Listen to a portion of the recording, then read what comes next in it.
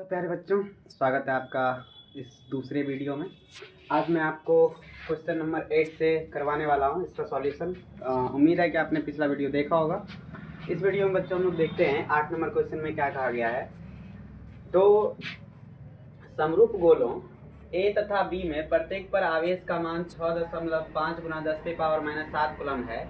इन्हें वायु में 50 सेंटीमीटर दूरी पर रखा जाता है। ठीक है। समान आकार के एक अन्य अनावेशित गोले को प्रथम गोले के संपर्क में रखा जाता है। इसके पश्चात इस गोले को दूसरे गोले के संपर्क में रखा जाता है। ठीक है। तथा अंत में दोनों से ही दूर कर लिया जाता है।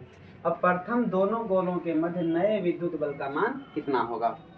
बच्चों ये आसान क्वेश्चन है, थोड़ा कॉन्सेप्चुअल क्वेश्चन है। इसको ध्यान से देखिएगा कैसे सॉल्व करते हैं ना भाई। सबसे पहले आपको दिया गया है कि दो समरूप गोला है। एक बच्चों गोला का नाम है ए, मान लो ये बच्चों पहला गोला है, और ये आपका दूसरा गोला है। इसका नाम ए है और बच्चों इसका नाम क्या है, बी है। दोनों पर जो आवेश का मान है ना भाई, वो दिया गया आपको कितना, 6.5 गुना 10⁻⁻7 कूलम। तो बच्चों इस पर मतलब क्यू ए जो है ना, ये भी आपको है 6.5 गुना 10⁻⁻7 कूलम। और बच्चों बी पर जो चार्ज है वो दिया गया है आपको 6.5 गुना 10⁻⁻7 कूलम।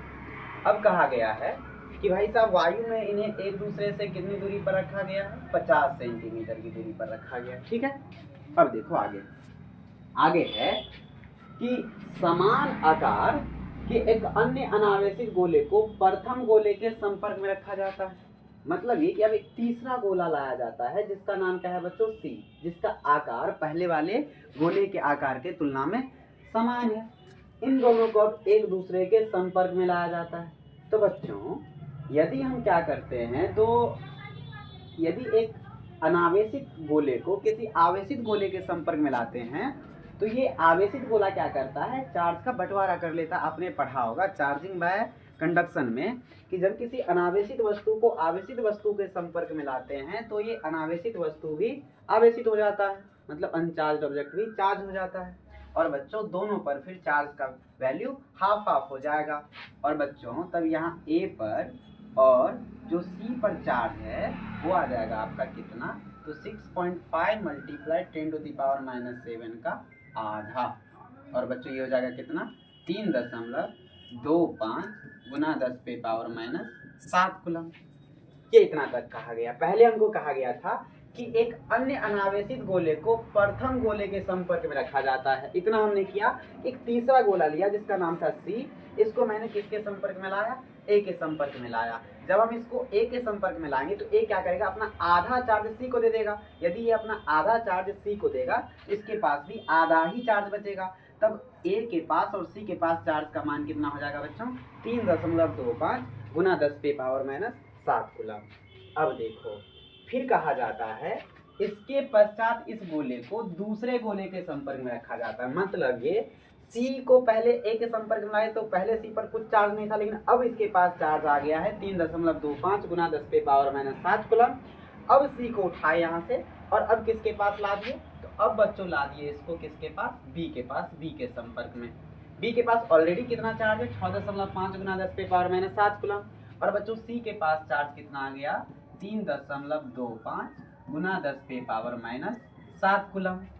तो अब देखो अब क्या करेगा बी और सी, पहले दोनों के चार्ज को मिलाओ और फिर इसको दो भागों में डिवाइड कर दो। तो बच्चों अब जो है, अब बी के पास और बच्चों सी के पास चार्ज का मान सेम सेम बढ़ जाएगा। तो पहले दोनों को ऐड करो। क्या करते हैं बच्चों, ऐड 6.5 गुना 10⁻⁻7 प्लस, ये हो जाएगा कितना बच्चों, प्लस 3.25 गुना 10⁻⁻7 बट्टे 2। तो बच्चों ये हो जाएगा कितना, तो 639.75 गुना 10⁻⁻7 बट्टे 2 है ना। तो भाई अब देखो कितना हो जाएगा, ये हो जाएगा 2 चौके 8, 1 9, 2 8 16, 1 17, 2 7 14, 1 15, 2 5 10, 4.875 गुना 10⁻⁻7 कूलम। मतलब ये बच्चों कि अब देखो क्या कहा गया है कि इसके पश्चात इस गोले को दूसरे गोले के संपर्क में रखा जाता है। अब सी को उठा के जब हम बी के संपर्क में लाए तो बी और सी आपस में क्या किया, चार्ज का बंटवारा। तो बी और सी के पास अब कितना कितना चार्ज हो गया, तो अब हो गया बच्चों 4.87 गुना 10⁻⁷ कूलम। तो भाई अब देखो, यदि अब बी और सी के पास इतना आ गया, ए के पास कितना है भाई, ए के पास अभी भी है 3.25 गुना 10⁻⁷ कूलम। और बच्चों बी के पास कितना है, बी के पास है 4.875 गुना 10⁻⁷ कूलम। आगे क्या कहा गया है क्वेश्चन में, आगे है अंत में दोनों से ही दूर हटा लिया जाता है। मतलब ये कि बच्चों सी को पहले ए के संपर्क में लाए, फिर बी के संपर्क में लाए, और फिर इसको क्या कर लिए, एकदम से दोनों से दूर हटा लिए। अब आगे, अब प्रथम दोनों गोलों के मध्य नए विद्युत बल का मान कितना होगा। मतलब ये कि पहले क्या क्या गोला था बच्चों, ए था और क्या था, बी था। तो ए और बी के बीच हमको फोर्स का वैल्यू कैलकुलेट करना है। पहले ए के पास कुछ और चार्ज था, बी के पास कुछ और चार्ज था। अब दोनों के पास चार्ज का मैग्नीट्यूड चेंज हो गया है, चार्ज का परिमाण बदल गया है। अब इनके बीच हमको किसका मान निकालना है, बल का मान निकालना है ना भाई। तो देखो, ये है गोला आपका ए और ये है गोला आपका बी। इसको मान लो ए और इसको क्या मान लेते हैं बच्चों, बी, है ना। इनके पास भाई ए के पास अब कितना चार्ज आ गया, ए के पास चार्ज आ गया आपका कितना, ए के पास चार्ज है 3.25 गुना 10⁻⁷ कूलम। तो बच्चों इसके पास है 3.25 गुना 10⁻⁷ कूलम। और बी के पास बच्चों चार्ज आपको ऑलरेडी यहाँ दिया गया। दोनों के बीच की दूरी कितनी दी गई है बच्चों, 50 सेंटीमीटर। आप जानते हो आर का मान जब 50 सेंटीमीटर है तो भाई इसको हम मीटर में बदलेंगे तो 1/2 मीटर आ जाएगा, 100 से डिवाइड करोगे तो। अब देखो इसका हम वैल्यू कैलकुलेट करते हैं, है ना भाई। इनके बीच यदि बल का मान कह रहा है निकालने, आप जानते हो फॉर्मूला होता है बल का, कूलाम के नियम से क्या फॉर्मूला पढ़े हो आपने, K Q A into Q B upon R square, है ना भाई। देखो के का मान आप सभी जानते हो कितना होता है, 9 गुना 10⁻9 गुना क्यू ए का मतलब ए पे कितना चार्ज था, शायद 3.25 गुना 10⁻⁻7 गुना क्यू बी पे कितना चार्ज आया था, बी पे देखो चार्ज यहाँ दिया गया है, बी का चार्ज है 4.875 गुना 10⁻⁻7 कूलम, है ना। दिया जाएगा कितना, 4.785 गुना 10⁻⁻7 अपॉन डिस्टेंस कितना था, हाफ, 1/2 का whole square. Now it will be equal to 9 multiply, देखो बच्चों ये कितना हो जाएगा, अब इसको आप मल्टीप्लाई कर लो, है ना। जाएगा 4.785 3.25 को गुना करना है ना।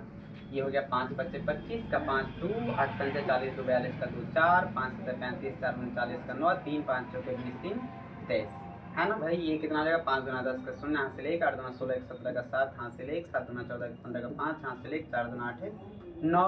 ये हो जाएगा 3 × 5 = 15 3 8 24 का 4 2 3 7 21 2 23 का 3 2 3 4 12 2 14 भाई। ये हो जाएगा 5 2 7 5 12 9 21 का 1 2 4 6 5 11 3 14 का 4 हाथ से 1 2 1 3 3 6 9 15 का 5 हाथ से 1 4 1 5 1 3 2 5 1 2 3 4 5। बच्चों ये आपका कितना आ गया, ये आ गया 15.5415 5 4 1 2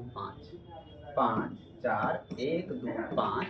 बच्चों अब देखो पावर को जब आप करोगे मल्टीप्लाई तो ये हो गया -7 -7 -14, और बच्चों ये +9 है तो ये आप लिख सकते हो -10 के पावर माइनस कितना 5, और ये हो जाएगा 1/2 का स्क्वायर कितना 4, है ना भाई। अब देखो ये मैंने बोल रहा किया था।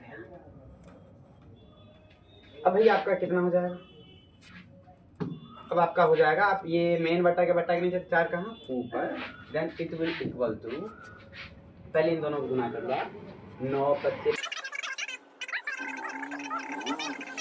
13 कितना 5 इनके बाद है ना 1 2 3 4 5, यहाँ दशमलव आएगा भाई। अब गुना में ये मेन बट्टा के नीचे 4 कहाँ चल जाएगा बच्चों ऊपर, गुना 10 पे पावर कितना हो गया -5। इन दोनों को मल्टीप्लाई करें भाई, इसमें गुना ही है। कैलकुलेशन अगर आता है आपको तो ये क्वेश्चन नॉर्मली तो बहुत ही आसान है, अगर यदि आपको कैलकुलेशन नहीं आता है तो भाई बहुत ही हार्ड लगेगा आपको।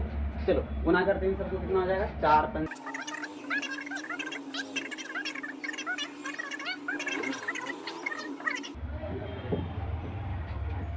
बच्चों, ये हो गया आपका कितना 559.48500 गुना 10⁻⁻5। यदि आप इसको बच्चों स्टैंडर्ड फॉर्म में लिखोगे तो ये आपका आंसर आ जाएगा कितना, 5.59 गुना 10⁻³ न्यूटन है ना। आपको देखो मैंने कुछ नहीं किया, मैंने क्या किया, सबसे पहले जो भी प्रश्न में दिया गया था उसको मैंने वैसे ही किया। पहले ए और 2 गोला था, दोनों पर चार्ज दिया गया था। एक सी तीसरा गोला था जिसको पहले ए के संपर्क में लाया जाता है एंड देन उसको बी के संपर्क में लाया जाता है। तो हमने चार्जिंग बाय कंडक्शन वाला मेथड अपनाया, चार्ज का बंटवारा किया, फिर ए और बी को मैंने एक दूसरे के पास पास रखा, फिर कूलाम के नियम से मैंने इनके बीच लगने वाला बल निकाला, है ना भाई। आप इसी तरह से बाकी क्वेश्चन भी कर सकते हैं।